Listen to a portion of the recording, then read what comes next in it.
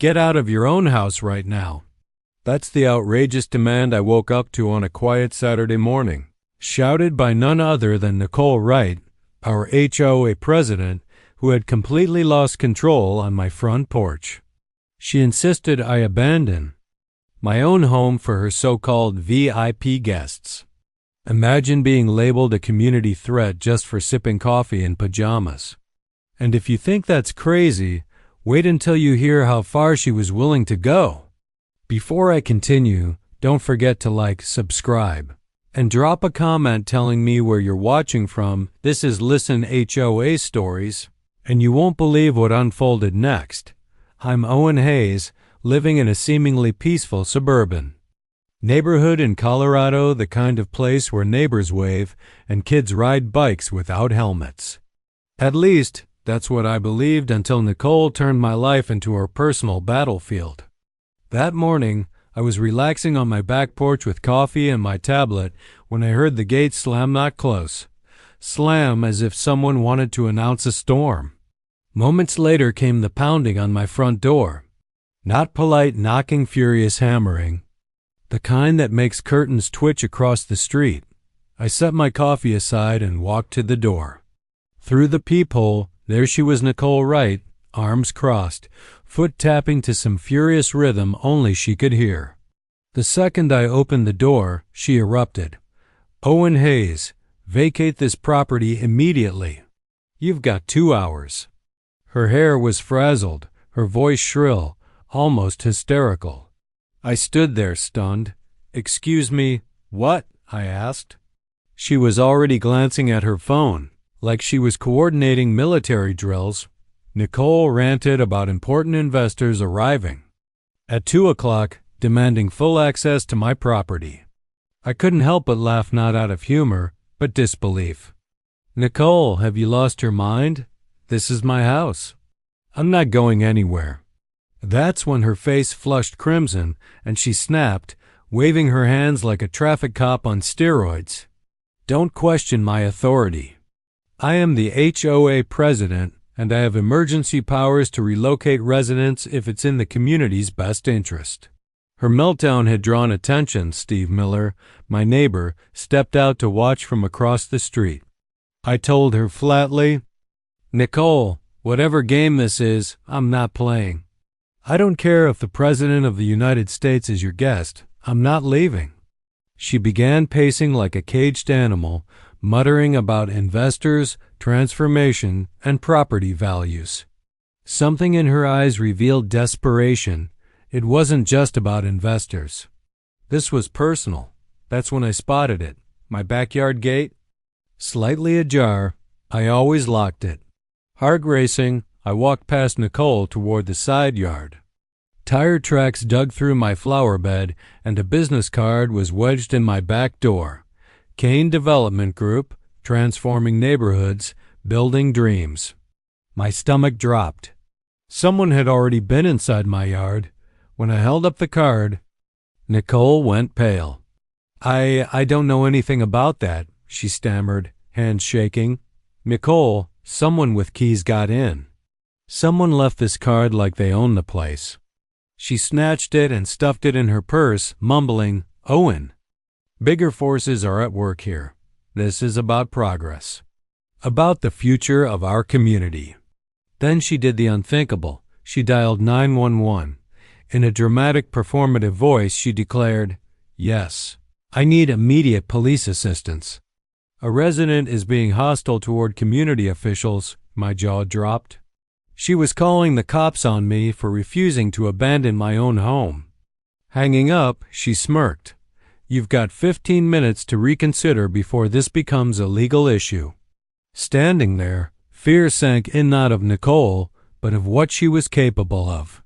What kind of VIP guests were worth risking her career, her reputation, even criminal charges?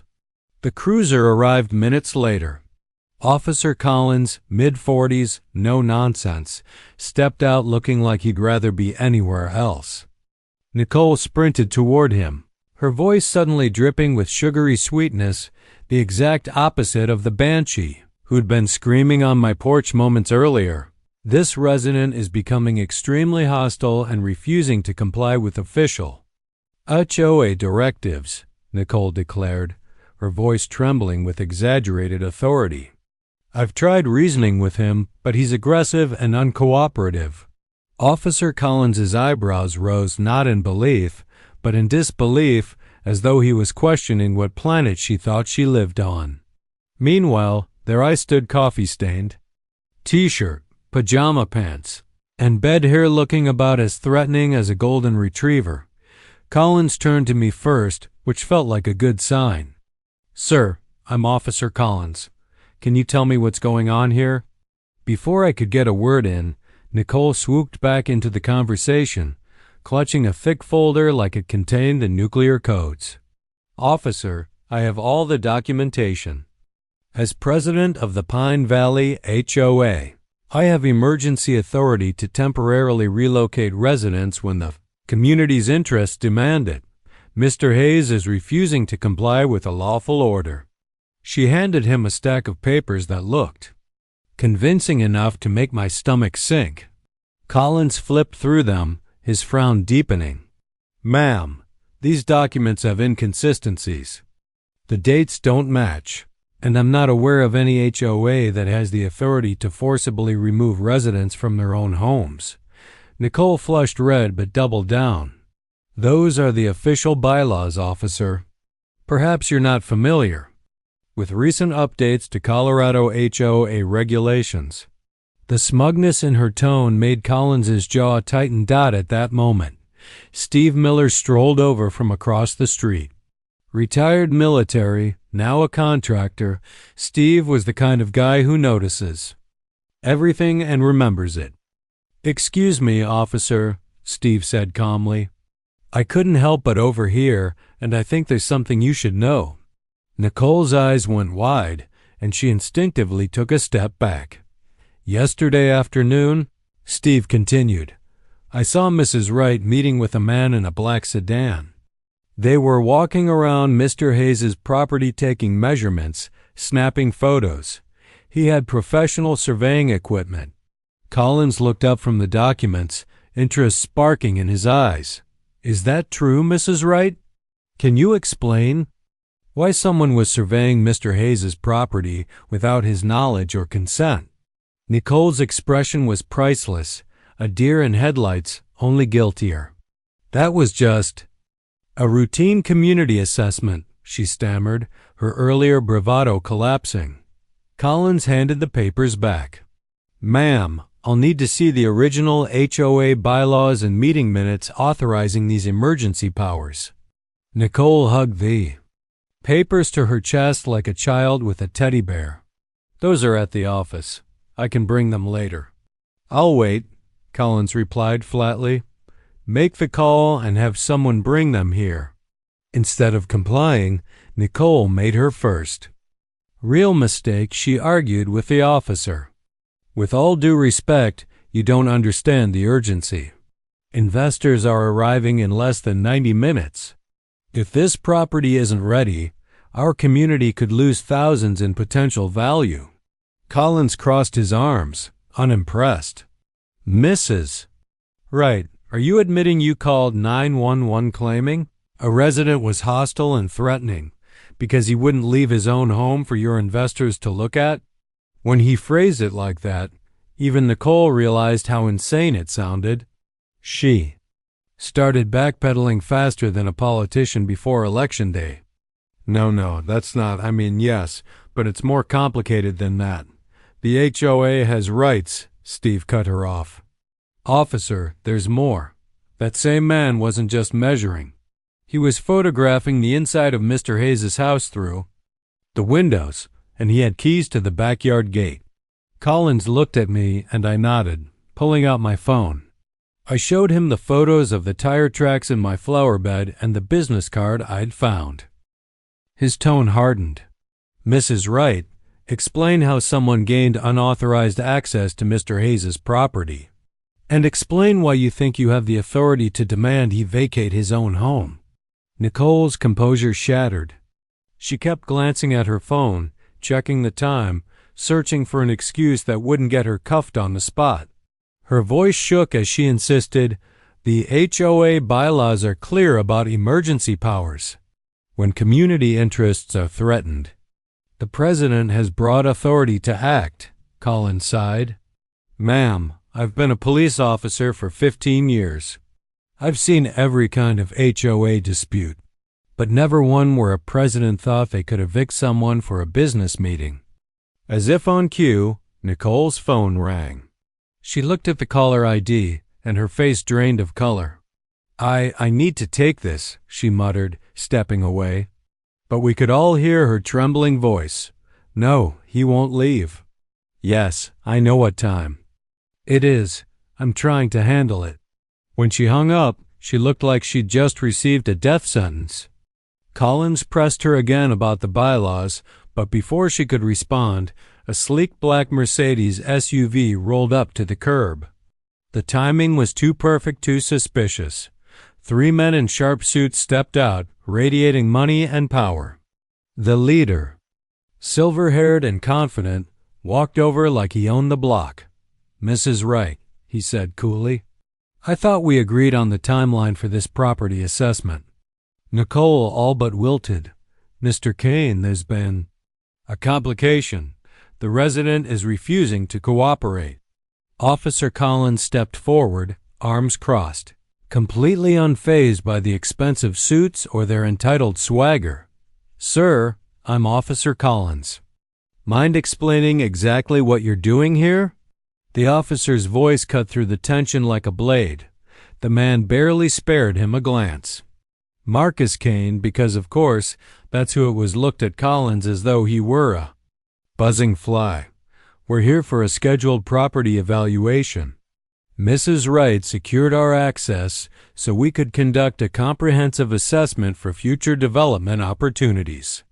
He said it as casually as if walking into someone's yard without permission was an everyday occurrence. Collins wasn't buying it. "Interesting," he replied, "because Mr. Hayes here has made it very clear he never gave anyone permission to access his property, and I've yet to see any HOA documentation that authorizes this supposed evaluation."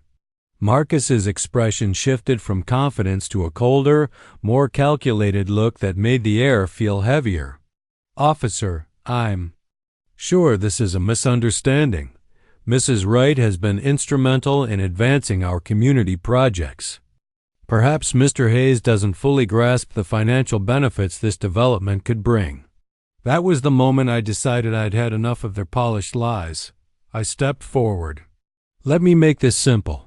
I don't care about your assessments, your promises, or your so-called improvements.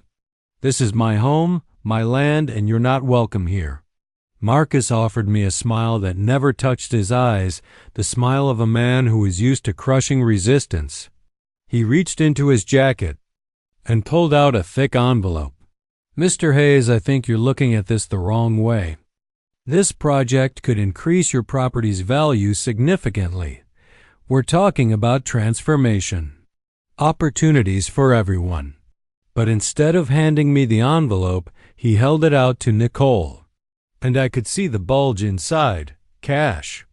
Actual stacks of cash. It felt like I'd stepped into a mob movie. Collins saw it too. His tone hardened instantly. "Sir, are you attempting to make a payment in exchange for access to property you do not have legal permission to enter?" The weight of that question hit the air like a hammer. Marcus's smooth facade faltered.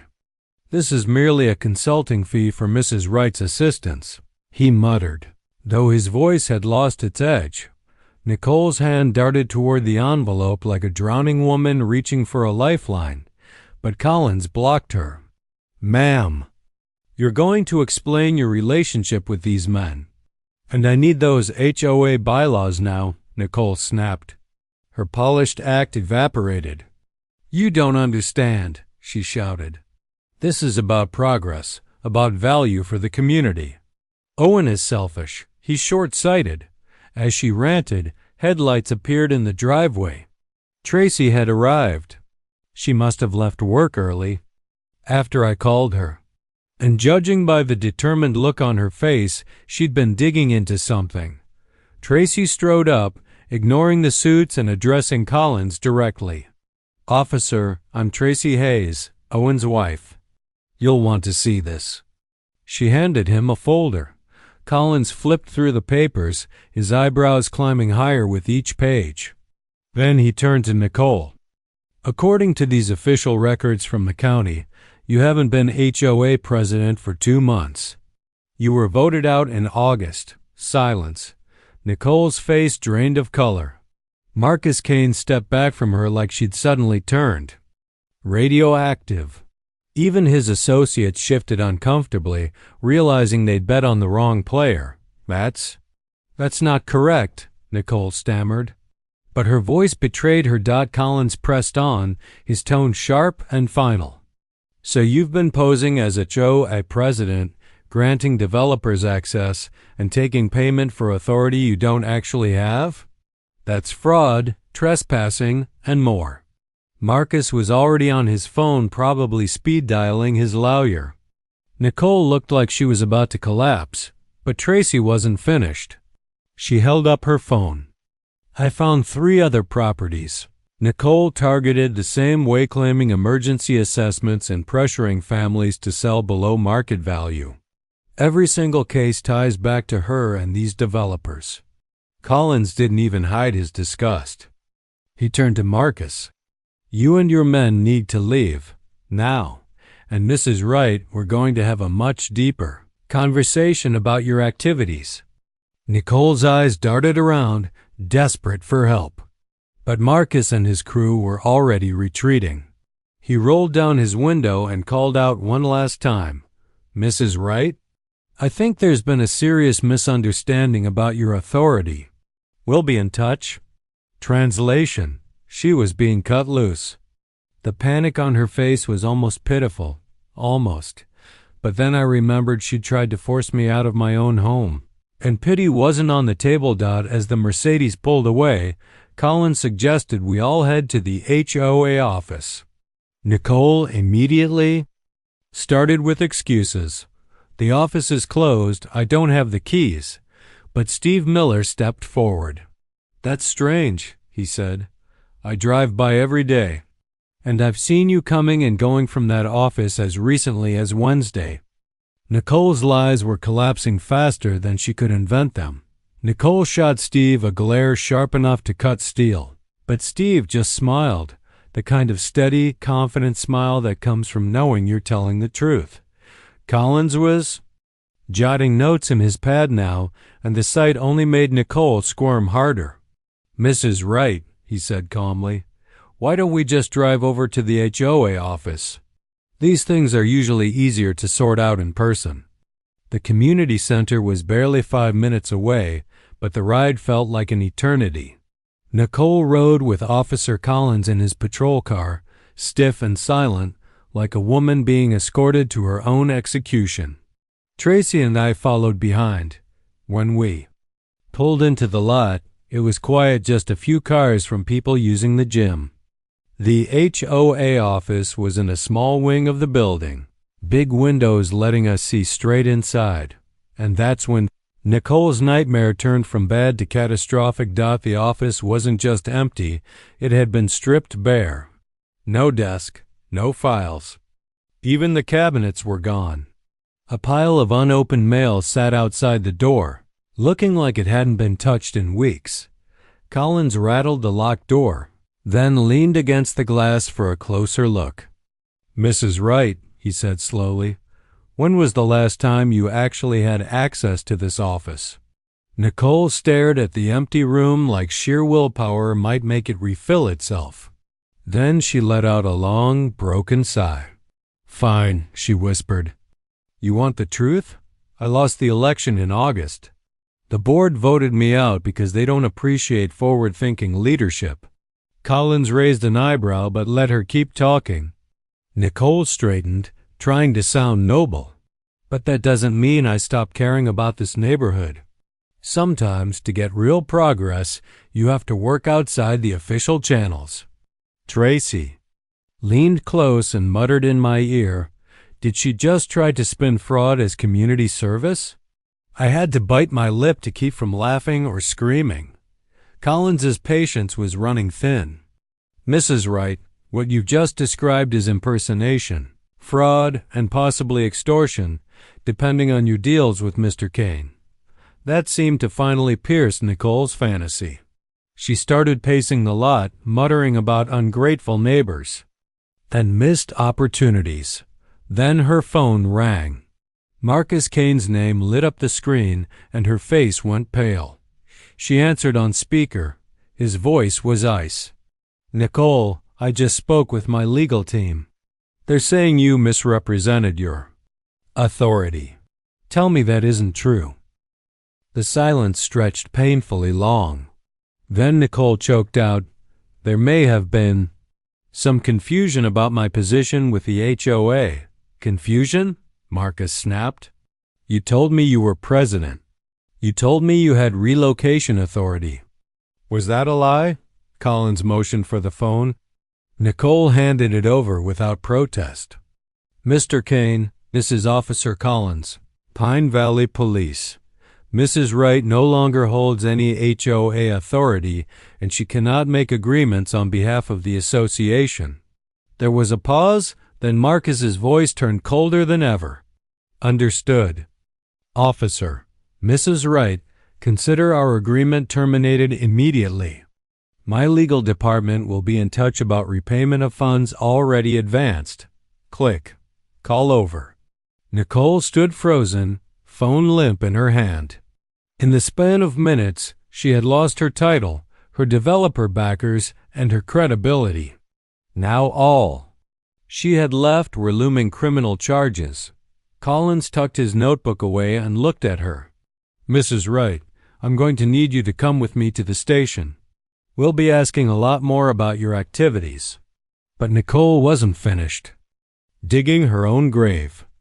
She snatched a pen, slapped a form on the hood of Collins's patrol car, and started scribbling. "Wait, I can fix this. I'll just make Owen sign a retroactive consent form, then it's legal." She was actually forging my signature in front of a cop. Collins calmly took the pen and looked at the half-written form. "Ma'am, forging a signature in front of law enforcement isn't going to help your case." That's when Nicole finally cracked.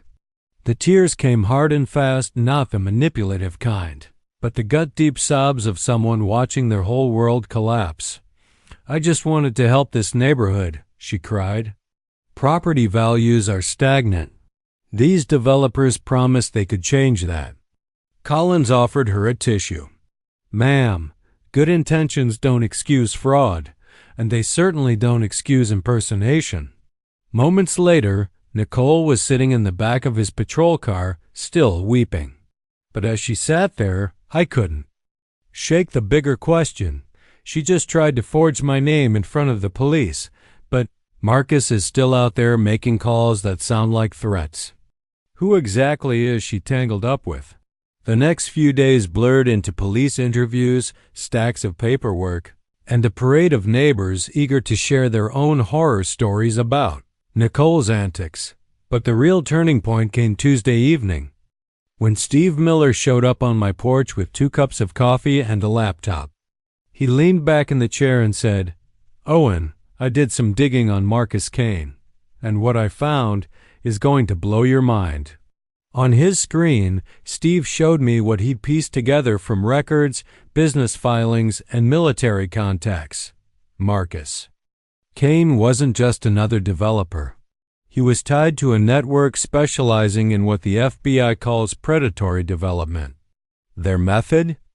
Target vulnerable neighborhoods' elderly homeowners, struggling families, and pressure them into selling for cheap through intimidation, fraud, or staged emergencies. And somehow, Nicole had walked right into their web. "Take a look at this," Steve said, pointing to an article on his screen. It was from Denver, and the headline alone made my stomach twist. Just last year, Kane's company had been under investigation for hiring fake HOA officials to pressure elderly residents into selling. The scheme was sickeningly clever. They would bribe or blackmail a board member into creating fake emergencies that forced residents out of their homes temporarily. By the time people realized what had happened, their properties had already been sold off based on fabricated debts or violations that never actually existed.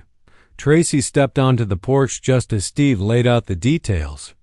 Her face drained of color. "Oh my God," she whispered, sinking into a chair. That's exactly what Nicole was trying to pull on us. The realization hit like a brick. Nicole hadn't just been on some ego trip. She was actively helping a criminal ring steal people's homes. But Steve wasn't done. His digging had uncovered bank records, suspicious deposits into Nicole's account for the past 6 months. Money that didn't match her tiny paycheck at the insurance office. "I compared the dates," Steve explained, "with county property transfers. And every single time Nicole got paid, a house here in Pine Valley was sold off to one of Kane's shell companies." The pattern was undeniable. Nicole had been working Marcus's scam across the entire neighborhood, not just on us. Tracy grabbed a notebook and started listing neighbors who'd moved suddenly over the past year. The Johnsons on Maple Street pressured when their father was told he had to relocate to a senior facility. The Morgans on Oak Avenue, who sold fast after receiving bizarre HOA violations no one else had ever seen.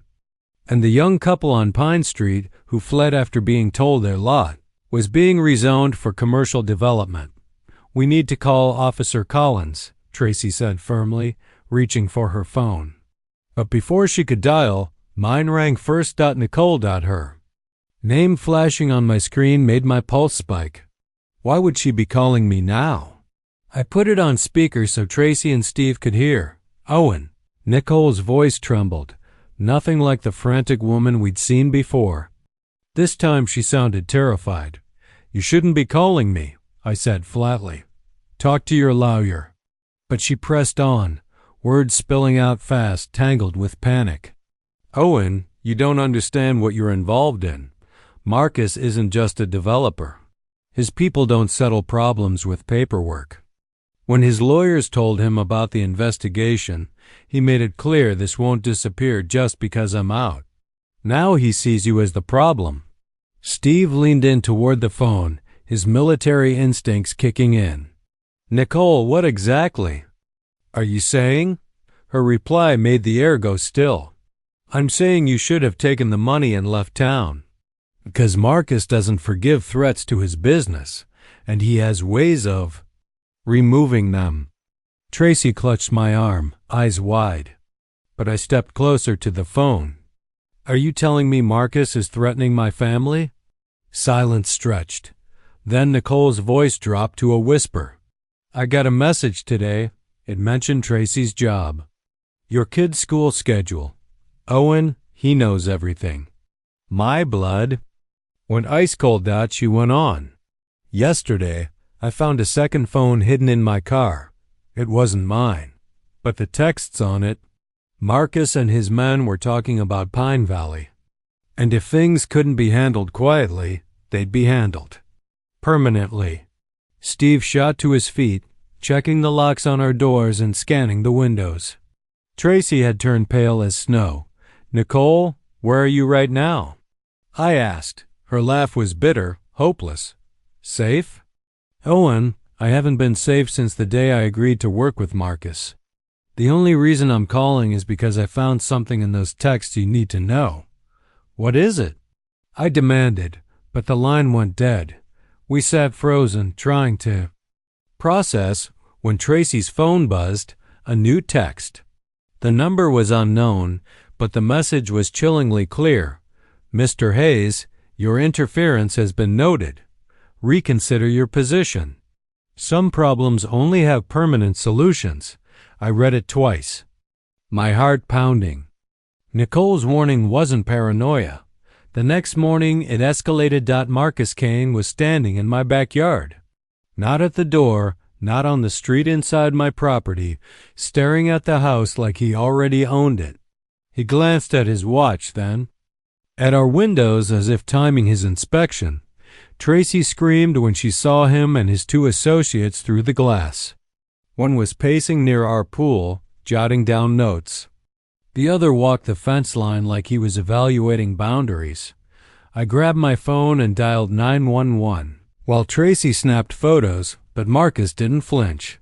He actually waved at us through the glass, smiling, as though this was all part of some scheduled meeting. Within minutes, Officer Collins pulled up, lights flashing. But when he confronted Marcus, the man didn't panic, didn't deny, didn't even try to run. Instead, he stood there calm, smooth as ever. "Officer," Marcus said, with a kind of confidence that made my skin crawl, "I'm simply conducting a final review of this property before our acquisition goes through," Marcus said smoothly. "Sir," Officer Collins shot back, "you're trespassing. You don't have permission to be here." That cold smile spread across Marcus's face as he reached into his briefcase. He pulled out a folder and handed it over like he was presenting a winning hand. "Actually, officer, you'll see that.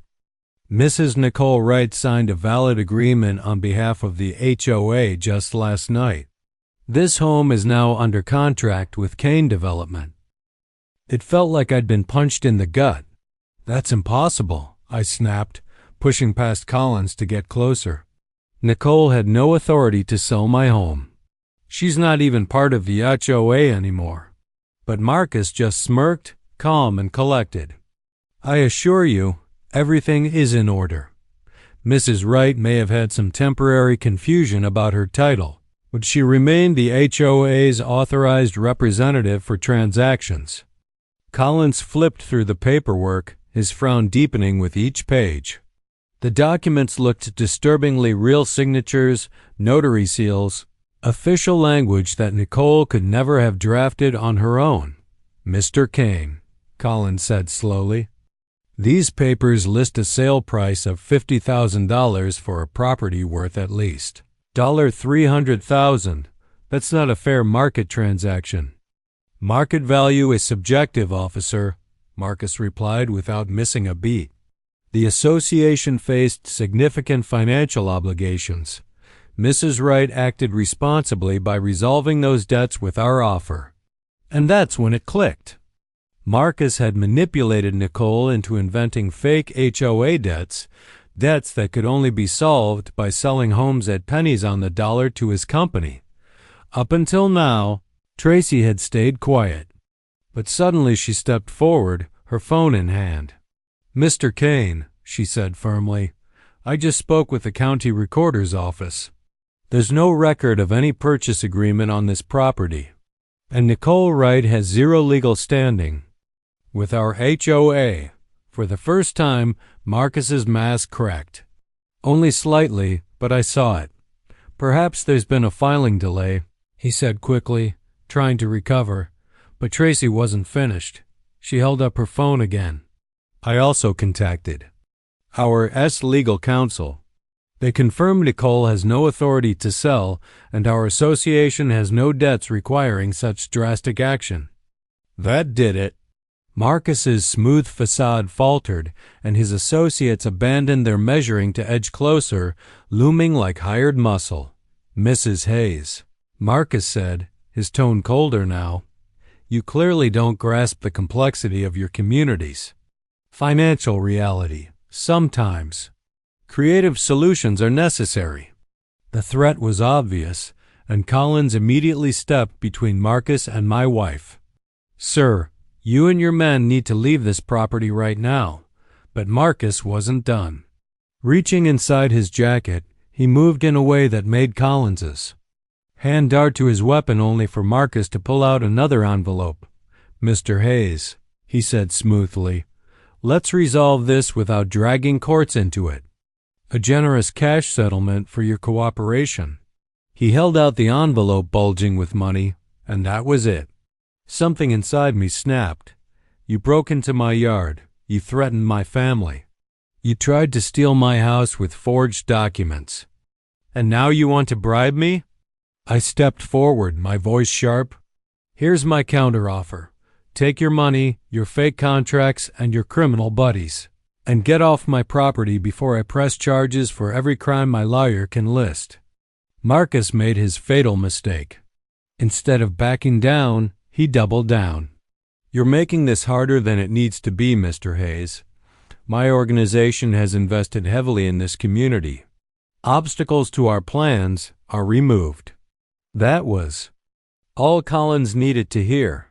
Sir, you're under arrest for trespassing, attempted fraud, and making terroristic threats. As he reached for the cuffs, Marcus's men began backing toward the gate, ready to ditch their boss. But Steve Miller had been watching from his yard, and he'd already called in reinforcements. Within moments, 2 more patrol cars screeched in, cutting off their escape. The scene exploded into chaos. Marcus was cuffed and shoved into the back of Collins's patrol car. One associate had a gun on him, escalating charges immediately.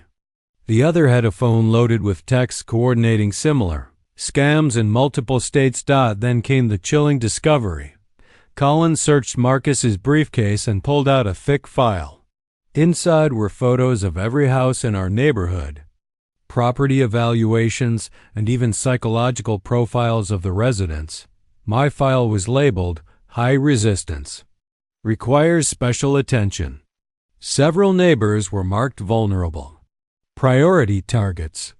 The scope of their scheme was staggering. As the patrol cars finally rolled away with Marcus and his crew, Nicole's car pulled up. She stepped out, looking like she'd aged a decade in just a week. Through her sobs, we heard her repeating, "I never meant for it to go this far." He said it was just business. He said no one would get hurt. Watching her being handcuffed and placed into another squad car, I couldn't shake one thought. Was this over or just the beginning of something darker? That Thursday, the emergency HOA meeting was unlike anything Pine Valley had ever seen. The community center was overflowing, with neighbors crammed shoulder to shoulder and spilling into the hallway. News of Marcus's arrest and Nicole's betrayal had spread fast, but what really drew the crowd wasn't the scandal. It was the sickening realization that nearly everyone in Pine Valley had been touched by this conspiracy in one way or another. Tracy and I arrived early that evening, partly because I was slated to present the evidence we'd uncovered, but mostly because I wanted to see my neighbors' faces as they realized just how deep the betrayal ran. Margaret Foster, the new HOA president who'd stepped in after Nicole's removal, tried to keep things orderly as the crowd packed into the community center. But the atmosphere was electric, an uneasy mix of anger, fear, and the gut-wrenching sense of betrayal that comes when you discover someone you trusted has been playing you for months. Officer Collins was there in uniform, joined by Detective Sarah Morgan from the Fraud Division, the one leading the probe into Marcus Kane's network since our case had blown it open. Steve Miller, proud as ever, had prepared a full presentation mapping out the suspicious property sales and red flags that most of us had never noticed until now. As neighbors settled into their seats and the chatter slowly died down, I could see dawning recognition on their faces, piece by piece. They were starting to connect the dots to their own experiences. Margaret opened the meeting and immediately handed the floor to Detective Morgan. She didn't bother with introductions. "Ladies and gentlemen," she began, her voice cutting through the silence, "over the last week we've confirmed evidence of a criminal enterprise that has been targeting your neighborhood for at least 6 months. What began as a simple HOA complaint has revealed a sophisticated fraud operation built on forged documents, bribery, intimidation, and conspiracy to commit theft." The room froze. Nobody so much as shifted in their chair.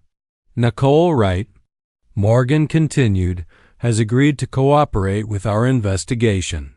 And what she's told us affects nearly every household in this community."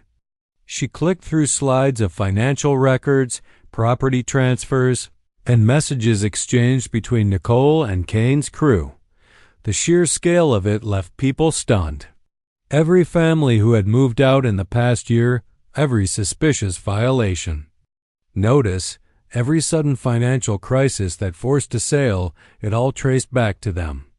Nicole had been feeding Marcus's organization intel on who was vulnerable, which homes had the highest development potential, and who was likely to resist their pressure tactics. Then came the reveal that turned the crowd's shock into outrage.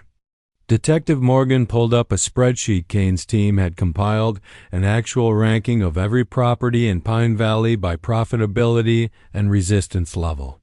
Seniors were flagged as easy targets. Families with teenagers were tagged as fagged. Motivated sellers' education pressure. Long-term residents were labeled heritage resistance requires financial stress. The cold, calculated cruelty of it made my stomach turn, and judging from the gasps around the room, everyone else felt the same. Then neighbors began standing up, their voices cracking as they shared their stories. Mrs. Henderson, a 78-year-old widow who'd lived on Elm Street for 4 decades, stood trembling.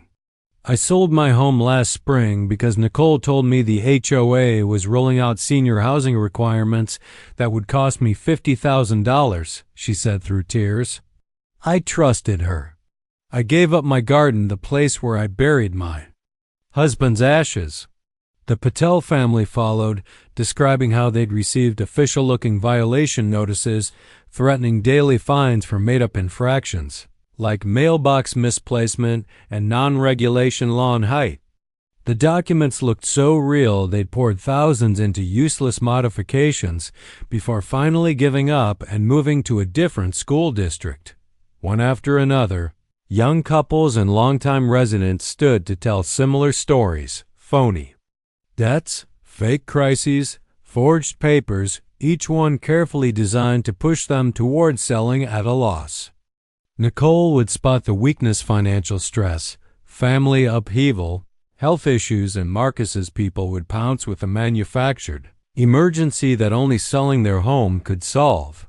Steve Miller then presented his data.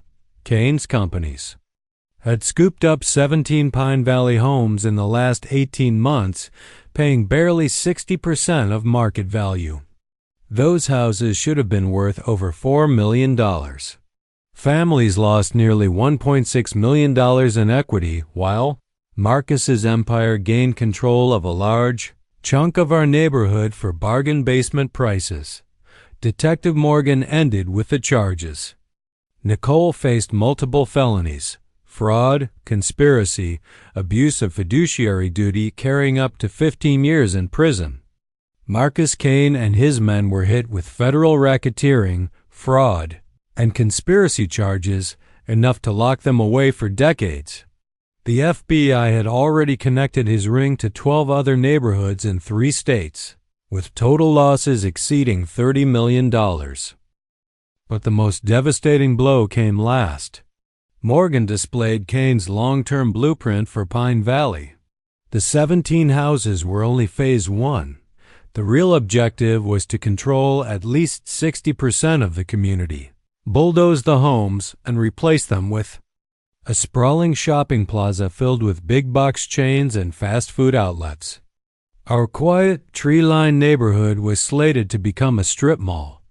When the meeting ended, people filed out with mixed emotions: relief that the truth was out, rage at the betrayal, grief for the neighbors already displaced, and a shared determination to reclaim our community. But the police left us with one warning: Marcus's organization never forgot a debt. Retaliation was possible. 6 months later, I found myself in a courtroom as Nicole Wright stood before the judge to be sentenced for what he called a callous and systematic betrayal of community trust. She received 3 years in state prison, plus full restitution over $1.6 million to the family she helped defraud. Marcus Kane didn't get off lightly either. After pleading guilty to racketeering, fraud, and conspiracy, he was sentenced to 12 years in federal prison. His empire was dismantled, and his assets seized to compensate victims across multiple states.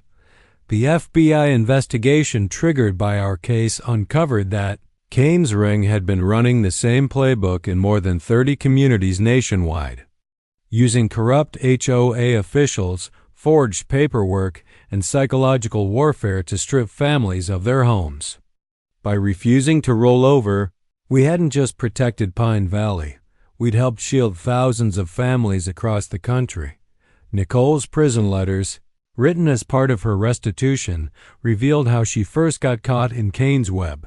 Nicole's prison letters revealed the truth.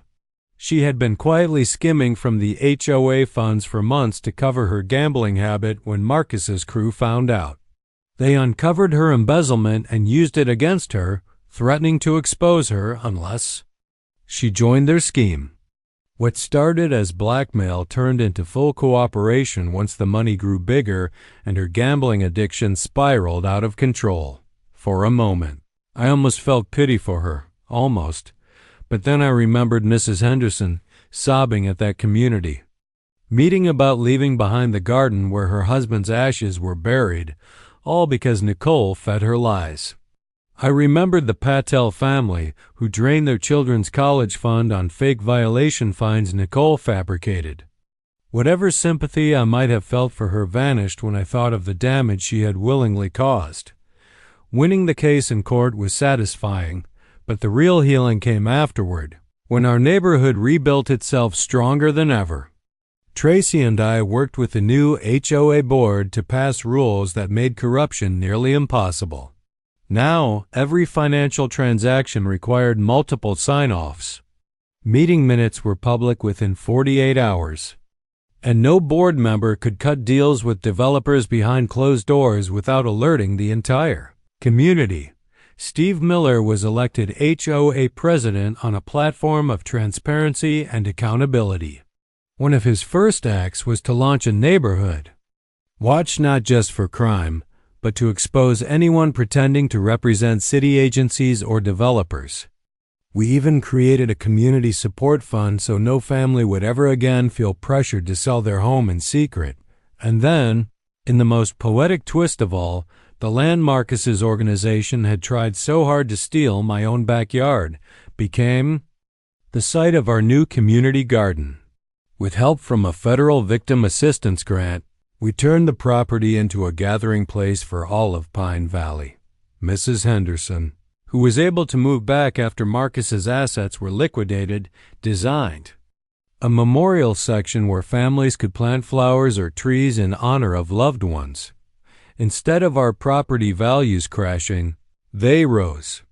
The news coverage of our fight drew positive attention, and when Marcus's strip mall plan collapsed, the land was resold to a developer who actually listened to us. Together, we chose affordable housing for young families and seniors, a future that kept our neighborhood spirit alive. Tracy likes to joke that our Saturday coffee routine was ruined the day Nicole stormed into my yard, but honestly, I'm grateful. Not for the stress, the threats, or the endless legal mess, but for what it taught us. We discovered how strong a community can be when neighbors refuse to back down. The biggest lesson? Sunlight is the best weapon against corruption. Nicole thrived when she worked in secrecy, isolating families, preying on fear. But the moment we started talking, sharing information, and standing together, their empire collapsed overnight. Scammers like Marcus count on people staying silent and feeling powerless. But a united community? That's something no predator can control. Sometimes I wonder what would have happened if I'd given in that first morning, packed up my family, left my home, and handed everything over to Nicole's so-called VIP guests. How many more families would have been ruined? How many more communities wiped out before anyone caught on? Standing up to corruption is never easy, but it's always worth it. Not just for you, but for every person who comes after. And now, I want to hear from you. Have you ever witnessed corruption or had to stand up to someone abusing their authority? Share your story in the comments. You never know who it might help. This has been another unbelievable true story from Listen HOA Stories. If this wild HOA revenge saga kept you hooked, hit that like button so more people can hear about what really happens behind closed doors in our neighborhoods. And don't forget subscribe to listen HOA stories so you never miss the next shocking tale of corruption, betrayal, and justice served. Thanks for watching, and I'll see you in the next video with another story that will leave you questioning just how safe your own community really is.